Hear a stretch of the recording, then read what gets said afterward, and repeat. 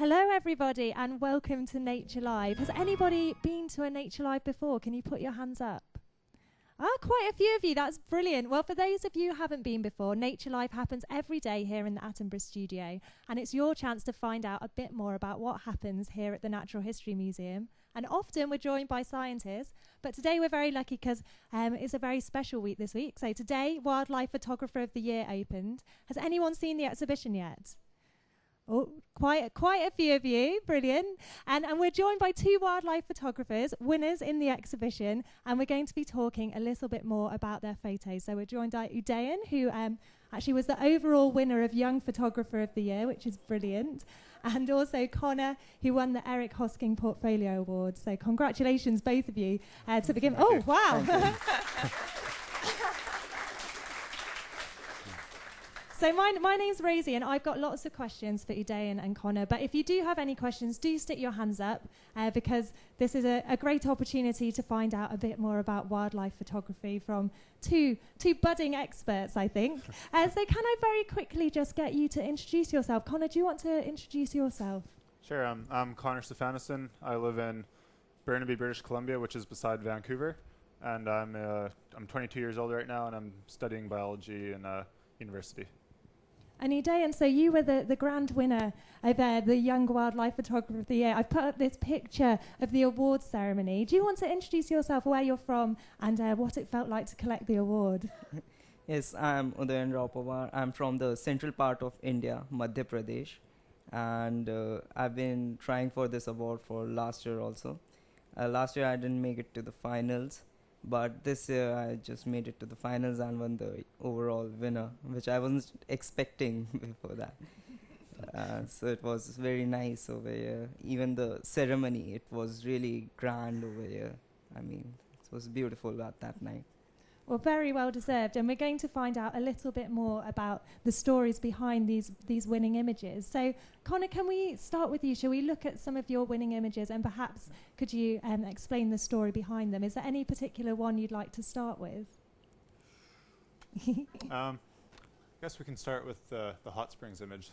Perfect. That's yeah. kind of the oldest one I've taken. So for this, we were in Yellowstone National Park. It was our last day of the trip, New Year's morning, and we hadn't shot Mammoth Hot Springs yet. Mammoth is a really famous tourist attraction to go to. Not really an attraction; it's a natural attraction. But there's a big main area that everyone likes to shoot, kind of the same composition. So we decided to go somewhere different, see if we can find anything original. And as far as I've seen, my friend and I are the only ones to shoot this scene, so we were pretty proud of that. And the whole day I was shooting horizontal compositions, and then figured I should probably shoot we were shooting vertical compositions, and I thought I should probably shoot a horizontal just cause. So I was glad I did that. And this is a really magical image, and quite mysterious. You can't quite tell what it is. So we've got a bigger picture here, which will give a little bit more idea about the setting. It looks very cold, Connor. Yeah, like a lot of people I've asked them how big they think the tallest tree in the scene is, and they'll say, oh, probably about 130 feet. So like it's hard for me to imagine that because I've been there, but it certainly gives that illusion. And how do you go about forming that vision? So you say this is an area that is photographed quite a lot. So how do you go about finding an original angle? At the time I didn't particularly know if it was original. I certainly hadn't seen pictures of it, but it just looked like a really cool scene. And you try to take as many pictures as you can to get the right timing of the mist. And you pretty much just look for things that stand out and then shoot those. And the Eric Hosking portfolio is you submit, is it 5 photographs? 10 photographs. 10 photographs. And they pick 6. So we've got 6 of them here. But they're all very, very different. So do you have a particular style or a particular way of shooting photographs, or are you still experimenting? I don't think I have a concrete style yet. I like to do a lot of wide-angle images, but I'm still experimenting with different styles, and I'll see kind of what I like best. But so far right now, I think I'm kind of known for getting close and getting those intimate wide-angle pictures, such as like the loon and the barred owl. So can you tell us the story behind this one? Is this the loon? Is this right? Yeah, this is the loon. So the loon was actually, I think, the first animal that I've ever photographed. So I've been shooting them for years, always fishing the lakes in British Columbia. And I've always wanted to get a wide angle of one on a nest, but this is really hard because most nesting birds wouldn't allow you near the nest. You don't want to spook them off the nest, so you have to be really careful with what you do. So when I was boating by this one, it didn't seem to mind at all, so I thought maybe this would be my chance to get the shot. So I parked my boat really far upshore and then spent a few hours just getting closer and closer and closer, observing its behavior, seeing if it cared or not. And it never gave any signs of stress, so I figured it was kind of the time to get the shot. And I've never been so still in my life. Like I was always as quiet and still as I could. So it took a lot of times to get the shots just because it would take so much time to move. And I spent 4 days with it. And this was on the last night, and I was just waiting for the best light that I could get. And does wildlife photography involve a lot of waiting? Typically it does. If you know a lot of good locations, you don't really have to wait as long. I've never really spent hours and hours waiting in a hide. I have once actually, but an animal didn't come. But where I live, I'm pretty lucky to have a lot of wildlife, so I've never had to just sit and wait for a long time. Usually I'm able to find the animals pretty quickly. And we'll come on to Udayan in a very short moment. So Udayan is the winner of the Young Wildlife Photographer of the Year. And you too, you're only young. So how did you get into wildlife photography, Connor? I've always been mountain biking a lot. So as a mountain biker, my friends and I would always like to take pictures of each other going off jumps and stuff like that. And my friend who mountain bikes as well, his dad is into wildlife photography. So they both joined a camera club and invited me along. And then I kind of instantly got hooked on nature photography. And I have a big wildlife background with camping and fishing and stuff like that. So pretty much just started from there. And I started when I was 17, which is still really early, but I wish I started when I was a lot younger like that than like Udayan. And you're at college at the moment. Do you hope to pursue a career in wildlife photography? Ideally. It's really tough to make a career in wildlife photography. I'll definitely try. But I have the backup plan with biology. A backup plan. So Udayan, should we have a look at your winning image before we go back to some more of Connor's? So can you tell us what we're looking at here? It's a really beautiful image. Actually, the habit of Gharial's hatchling is to climb upon the mother's head when they feel something fishy around them. So they make guttural calls first in order to attract the mother towards the nest. Then the alpha female comes over there and just shows the presence of her to her hatchlings. And then at that time, the hatchlings then climb upon the head of the mother. And after a minute, the mother submerges, leaving the hatchlings around there. So did you already know about this behavior before you were photographing it? Yes, I was knowing about this habit, and I have never seen that habit before this. So I've always imagined it in my mind that how it would have been looked. So in my mind, I just thought that only one hatchling must be sitting upon the head, and it would be all flanked upon the head. But in reality, I saw several clambering upon the head, and it was beautiful for me to see. And can you tell us a little bit about this animal? Is it a crocodile?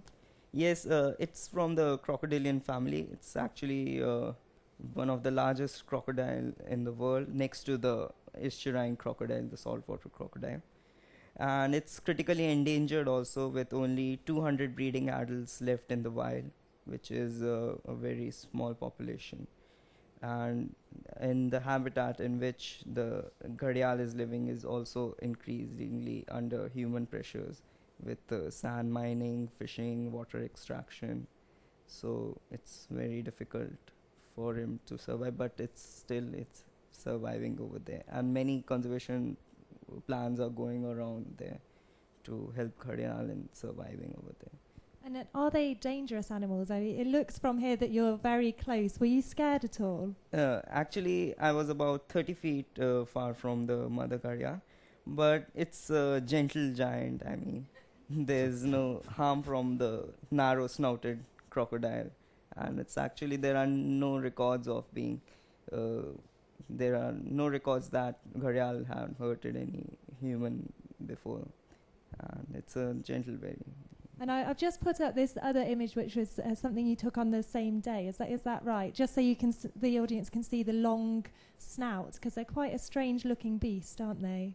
Yes, it is. It is actually the female, but the male is having a ghada, we say in India, but it's a pot nose type in front of the snout, which is only in males. So that's why it is known as Gharial in India.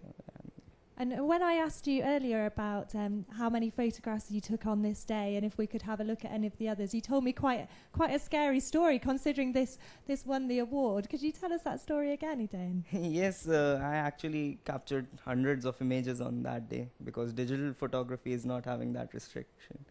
But when I was formatting my computer, because it was filled with images and I need to erase some of my. So unfortunately, I erased all of my Gharial images. I mean, I wasn't going to do that, but it just happened. But luckily, some of my images, I gave it to my friend before that. So I just got my lucky picture also over there. I bet you're very relieved now that you've won. Actually, it was also a mystery that I had given him or not. I mean, I was then rushed to his house and asked him if you are still having those images or not. Very, very lucky. And you mentioned that the Gharial is very endangered. Yes. And I know you've taken some other pictures of endangered animals. Shall we? I think there was one. This one especially is interesting, isn't it? What's this animal? Yes, it's a Great Indian Bustard. It is a meter tall over there, and it's really less in number. It is less than 200 left in the wild actually. So in this picture you can see the 3% of its total existence in the wild. That's very amazing. So do you think that wildlife photographers can help to raise awareness of conservation issues? Yes, this image was used to use in conservation to promote conservation programs in Rajasthan. So now through this advertisement or publication, the government of Rajasthan have now launched a new program to conserve Great Indian bustards in that area. Brilliant. Does anyone have any questions for Connor and Udayan at this point in the event? Any questions? One at the front here. Let me come over with the microphone. I just, for either of you, I just wondered if there was any particular animal that you'd really like to shoot, anything like a holy grail almost of kind of animals that you'd really like to get a shot of. I think it would be interesting to know. This winter I'm going to try on camera trapping mountain lions. I have a lot of them around my area, so they're really elusive though, so camera trapping is really the only way to get that. Other than that, I've always wanted to shoot muskox up in the Arctic. What about you, Udayan? Is there anything you'd really love to photograph? Well, I live in India and it's very diverse in wildlife over there. So I'm always fascinated by Himalayan wildlife over there, especially the ungulates over there, like the Tibetan argali, the largest wild sheep in the world actually, and the Tibetan antelope, wild yak, and several other ungulates, and the snow leopard, of course. Actually, it's difficult to shoot it, but I will try it one day. And you both are very lucky, from our point of view, coming from the UK and living in London, we don't feel like we have the same wildlife that you have in India and the scenery and the beautiful things you have in Canada. Do you think that for a young wildlife photographer, it's important to start close to home? Do you want to take that, Connor? Sure. I started shooting just at a local wetland 5 minutes away from home, and actually the owl shot, if you can click the barred owl, That's taken 2 blocks away from my house at just a little local forest patch. So, and I consider that my best shot. So I've done a lot of traveling as well. So it's cool that my favorite shot is the closest that I've taken to home. And like over here, there's tawny owls that are pretty similar to those. So I wouldn't think that would be impossible at all to take over here as well. And there was a bit of planning that went into this shot, wasn't there, Connor? Yeah, definitely. I've been taking pictures of this particular owl for the last 2 winters. I usually just have a couple months each winter to do that. And I've always wanted to get a picture like this, kind of coming down at night. So I used, you can buy dead mice from the pet store. So I had to use one of those to lure it in. It's pretty much the only way. So that owl really likes to perch in the tree behind the scene. So I needed one more strong image for my entry for this contest. So I figure no better time than now to take that picture that I've always wanted to. So I'd go there every night for about 2 weeks, and I'd have about 2 to 4 tries to try and get that picture. And so I'd put the mouse on top of the camera, and it would fly down and pick it off like an eagle would pick off a fish. And then so I'd put the mouse on, quickly stand back and wait for it to fly, and then hit my remote trigger. And I also had to learn multi-flash for this picture because I'd never used multi-flash before. So I have 2 flashes from the sides going, lighting up the owl and the ferns, and then one more flash that lights up that top tree there. So it was a big learning process, a lot of missed clicks and a lot of early clicks, and finally I got it. So yeah, that was the hardest shot I've taken. Oh, we've got a question at the front here. Let me come to you. How do you manage the focus on this image? Oh yeah, well, since it's at night, autofocus really doesn't work because it'll just track back and forth, focusing on darkness. So I set the lens to manual focus at about 3 feet.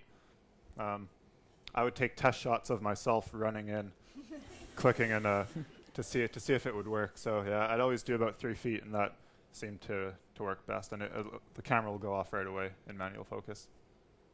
So that's a lot of planning, and also going in there with an exact image that you want to capture. How do you think planning and luck are related in wildlife photography? Do you think which is more important?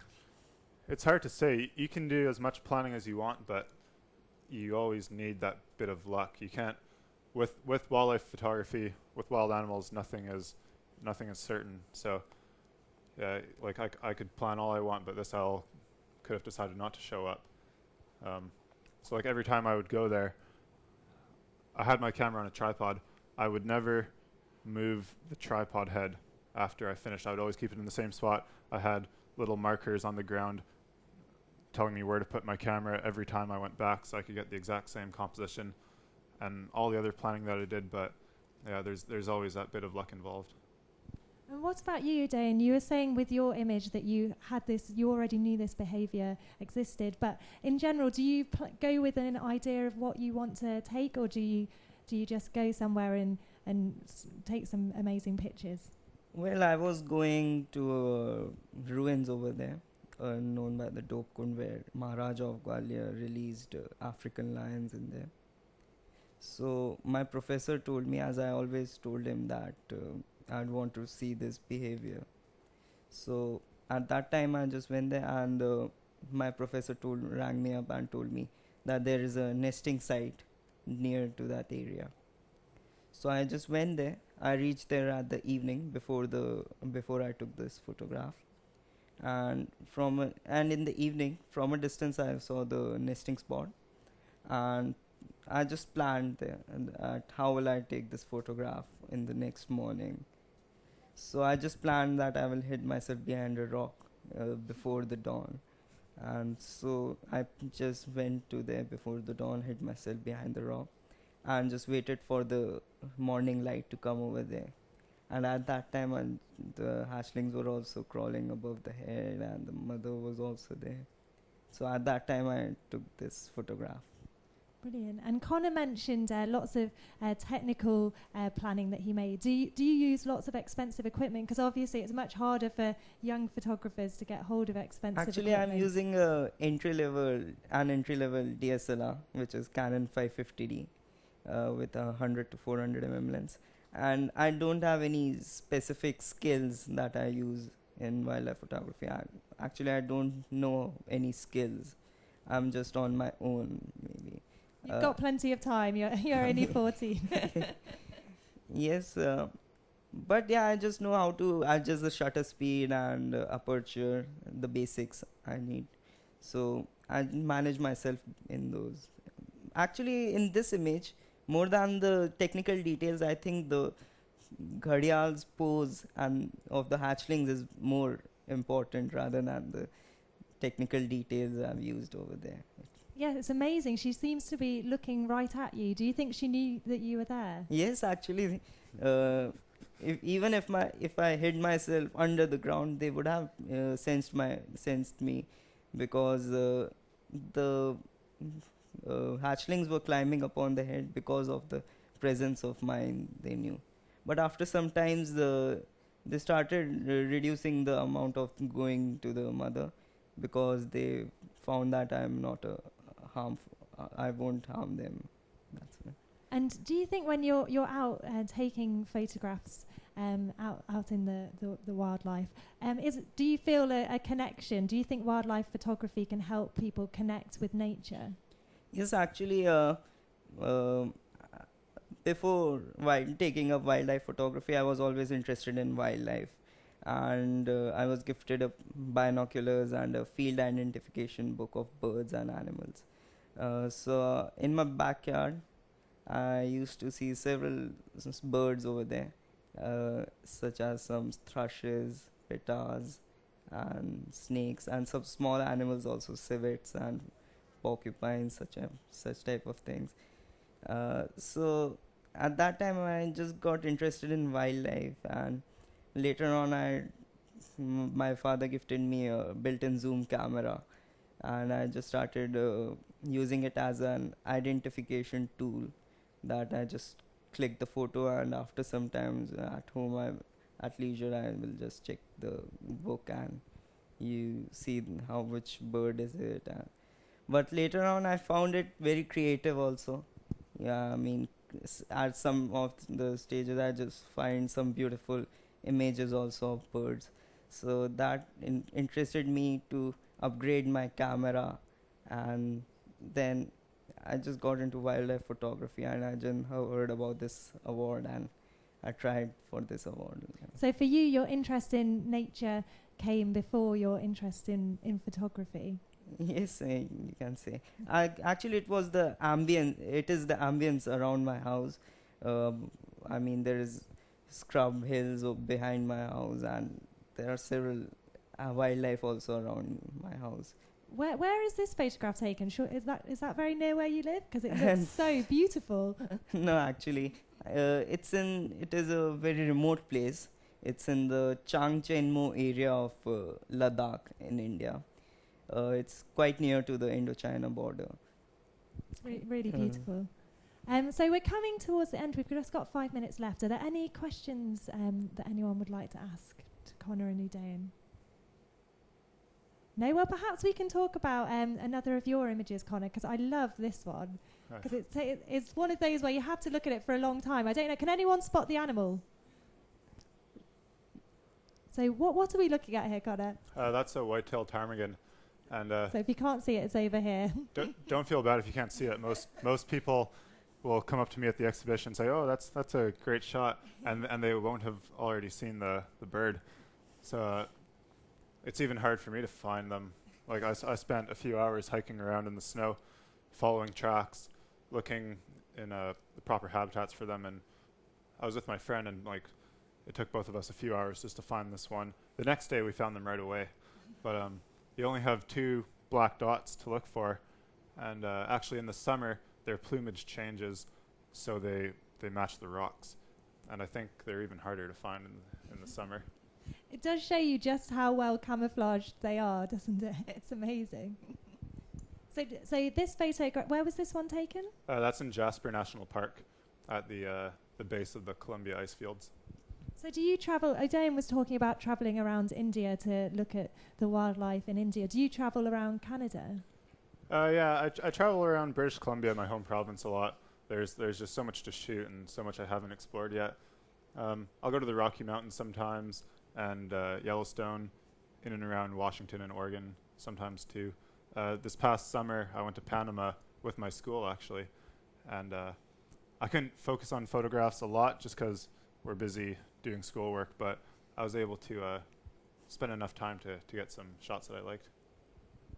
And Udayan was talking about photography and conservation and raising awareness. Do you think that there's a role for photography in telling those stories? Oh, definitely. Like images are one of the most powerful tools at trying to promote change and awareness. So I definitely want to get into that later on. Right now I'm just trying to learn all the photographic skills that I need and just trying to dial that in.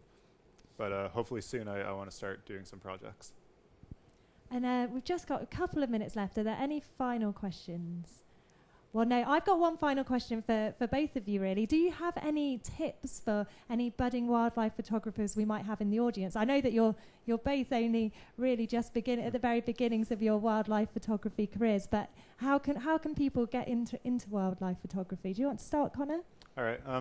I have a lot of friends that take portraits of people and stuff like that, and they say, oh, I'd really like to get into nature photography, but I don't know where the animals are. Like, I live in the city, the equipment's too expensive, but they already have the basic wide angle or small zoom lenses, and that's really all you need.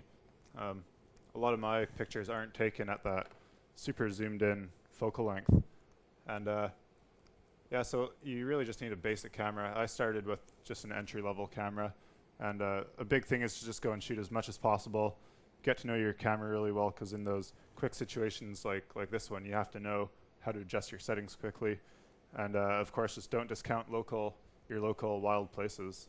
Like my barred owl image, it's the closest to home. So as long as you have wild animals somewhere in your neighborhood, whether it be birds or whatever, you can always find a shot that you can make if you think hard enough.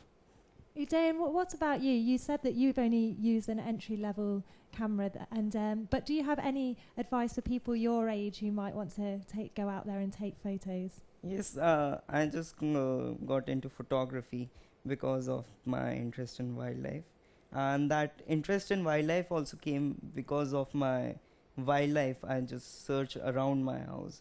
I mean, the youngsters cannot afford exotic locations to visit on their own, so some of the parents are also busy in doing the work.